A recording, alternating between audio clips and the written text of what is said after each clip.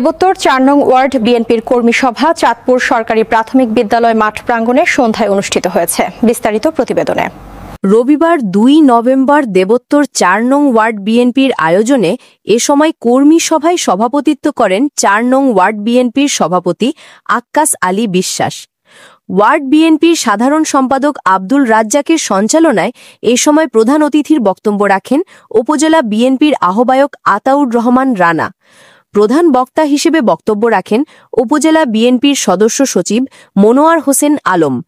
বিশেষ অতিথির বক্তব্য রাখেন উপজেলা বিএনপির ১ নং সিনিয়র যুগ্ম আহ্বায়ক আসিম উদ্দিন, উপজেলা কৃষক দলের আহ্বায়ক আব্দুল বারিক, পৌর বিএনপির সভাপতি আজহার আলী, সাধারণ সম্পাদক আব্দুল কুদ্দুস, দেবোত্তর ইউনিয়ন বিএনপির সভাপতি জুলফিকার হায়দার, সাধারণ সম্পাদক কাউসার আলম, সাংগঠনিক সম্পাদক রতন মোল্লা প্রমুখ। সাবেক ইউপি চেয়ারম্যান আব্দুল মালেক, উপজেলা বিএনপি আহ্বায়ক কমিটির সদস্য তোফাজ্জল হোসেন মজনু, চাঁদভাই ইউনিয়ন বিএনপির সাবেক সাধারণ সম্পাদক আশরাফুল ইসলাম, পৌর যুবদলের আহ্বায়ক আনোয়ারুল ইসলাম, চাঁদভাই ইউনিয়ন বিএনপির সাধারণ সম্পাদক পাঞ্জাব আলী, চাঁদভাই ইউনিয়ন মহিলা দলের সভাপতি বিনা খাতুন, পৌর কৃষক দলের সদস্য সচিব বাবুল আক্তার সহ ইউনিয়ন বিএনপির নেতৃবৃন্দ উপস্থিত ছিলেন। দেবোত্তর ইউনিয়ন ৪ নং ওয়ার্ড বিএনপির কর্মী সভায় নেতারা বলেন, আগামী জাতীয় সংসদ নির্বাচন অনুষ্ঠিত হবে সবচেয়ে কঠিন নির্বাচন, তাই এখন থেকে আর ঘরে বসে থেকে কোনো লাভ নেই। ৪ নং ওয়ার্ড বিএনপির কর্মী সম্মেলন একটা ওয়ার্ডের প্রোগ্রামে আপনারা একটু পরে দেখতে পারবেন।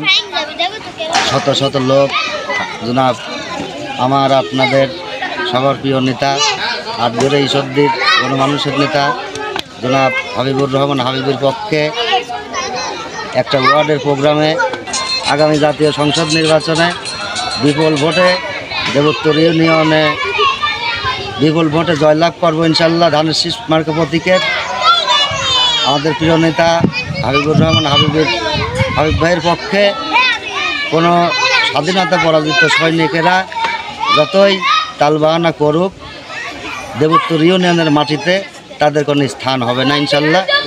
আমাদের ধানের শীষের মনোনীত প্রার্থী জেলা বিএনপির আহ্বায়ক হাবিবুর রহমান হাবিবের জন্য প্রতিটি বাড়িতে বাড়িতে গিয়ে ধানের শীষ মার্কা প্রতীকে ভোট চাইতে হবে এবং হাবিব ভাইকে ভোট দিয়ে বিজয়ী করে মন্ত্রী বানিয়ে ঘরে ফিরব সবাই ইনশাল্লাহ।